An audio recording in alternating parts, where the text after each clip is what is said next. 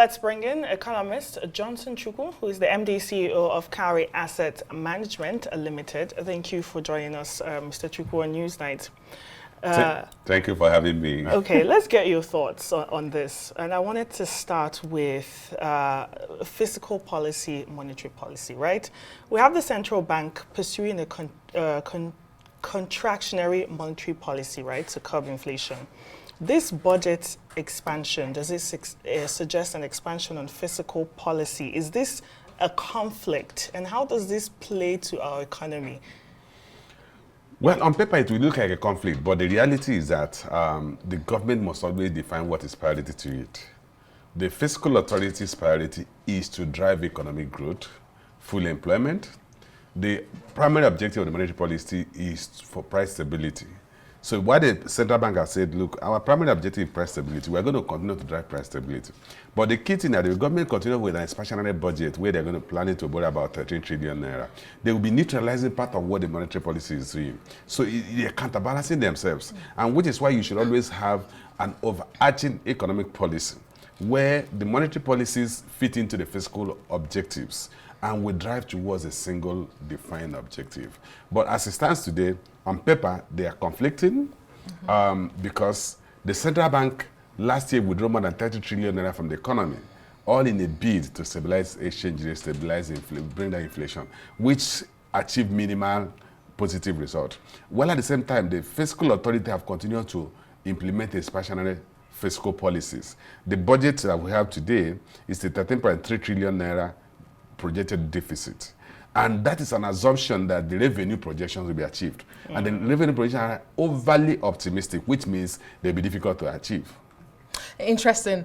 So we have an increased revenue, but stable deficit is what has happened now. The deficit did not increase. Some people will say that's perhaps a position of strengthened fiscal position for the federal government. But my question is to the breakdown of the money. So we are told it's an additional 4.5 trillion naira. We don't know how exactly this money will be distributed, but we know where they say it's going to, according to the Minister of Budget and Economic Planning. Mr. Bagudu says it will go to diversification plans such as the Bank of Industry, Bank of Agriculture, Solid Minerals and Infrastructure. What are your thoughts? Is this the right direction in that process? And what are the expected economic returns from these sectors if we put the monies there? Okay, this one, let me start because we are talking about my own objective and my own position. Yeah. In the first place, the budget for 2025 had made provision for total government revenue of 36.3 trillion naira. Government is now projecting that it will generate another 4.5 trillion naira. So government is now projecting it to generate a total of 40 trillion naira or 40.8 trillion naira. Thereby, yes. At the same time, previously, government had budgeted to spend 49.7 trillion naira, which if the incremental revenue is actualized, we still live with the budget deficit of about 9 trillion naira. So if I'm to express my opinion, if my opinion is to be factored into the decision the government is taking, I would have said the government should stick with the current expenditure profile while we reduce the deficit to 9 trillion. Because some of the assumptions underlying the 2025 budget are unrealistic. One, we are budgeted, we are going to produce about 2.06 million barrels a day. If you look at the Reuters report, it says that our crude production even declined in January by about 60,000 barrels a day. Average crude production in the third quarter of last year was about 1.47 million barrels a day. So you are budgeting 2.06 million barrels a day, which simply means you are saying you are going to increase your crude production by almost 50%. How realistic is that? At the same time, we are projected about $75 per barrel of crude. Today, as at this evening, crude Brent, which is our major export, is trading at about $74 per barrel. And it's expected to drop further with trans policies. So you are seeing clearly that your projected revenue is not achievable. So which means you're going to see a material increase in the deficit. Now, so you have to look at what will be the impact of an increase in deficits on the macroeconomic environment. You're going to see further heightening of inflationary pressure. You're going to see further pressure on your exchange rate, and those are not good for macroeconomic stability. Then before we talk of what they want to deploy this money for, even if you want to implement an incremental expenditure, they say they're going to spend about 1 trillion naira in solid minerals. they want to further explore certain minerals as a major source of export. Yeah. They're going to give 1.5 trillion naira to Bank of Agriculture. And that the Bank of Agriculture will now lend to smallholder farmers to increase food production. And then they're going to give 500 billion to Bank of Industries for further lending, and about 1 trillion to what they call critical infrastructure, irrigation, road infrastructure, rail infrastructure. And my take is this: the first thing they should do is look at the current 49.7 trillion and see how can do vermin, because the budget has not been approved.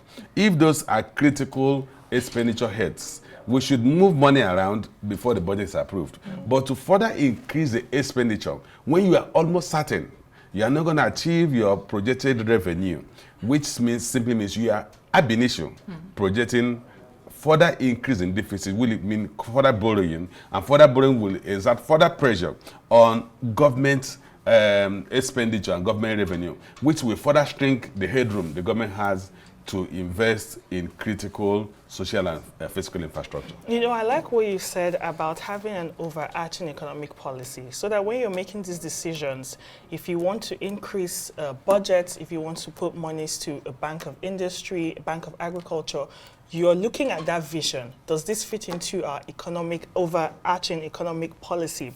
But let's talk about the budget execution, transparency, how these funds will go and will not be mismanaged. How can this work? Or what are your thoughts on that?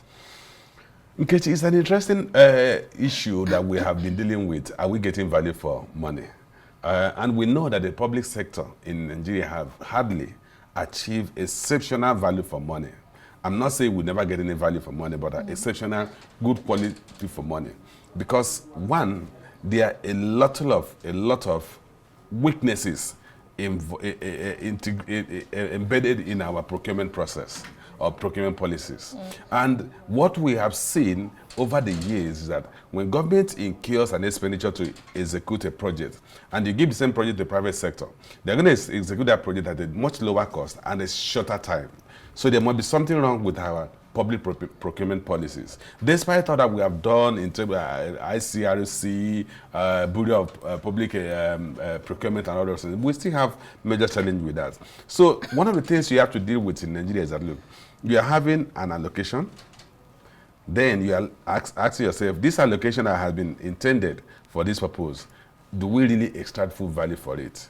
Because if you don't get full value for it, what you have done is that you've incurred expenses borrowed from public sector, increase our debt burden, and at the same time, we're not getting value for it.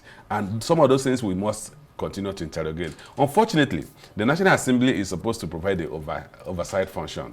But because National Assembly is now also integrating the execution of projects through the, what they call it, the constituency projects. I mean, I'm not even seeing those numbers yet. You can't be a judge in your own those case. Numbers yet. And once you are involved in execution, you cannot be controlled. There's something we say in control: you cannot initiate, approve, and execute. When you have those things bundled into one, there is certainly going to be an abuse. Okay. You don't seem to paint an optimistic picture, but before I let you go very quickly, if you can, in 30 seconds, and I do apologize, does this, I mean, we have always called for increased budgetary allocation considering the size of our country. But when you break it down like this, it looks like we have not moved so much. What does this do for the average Nigerians? Unemployment, economic stability, do we have any hope at all in this budget? Okay, that might have answered it. Okay, what I would say is very simple.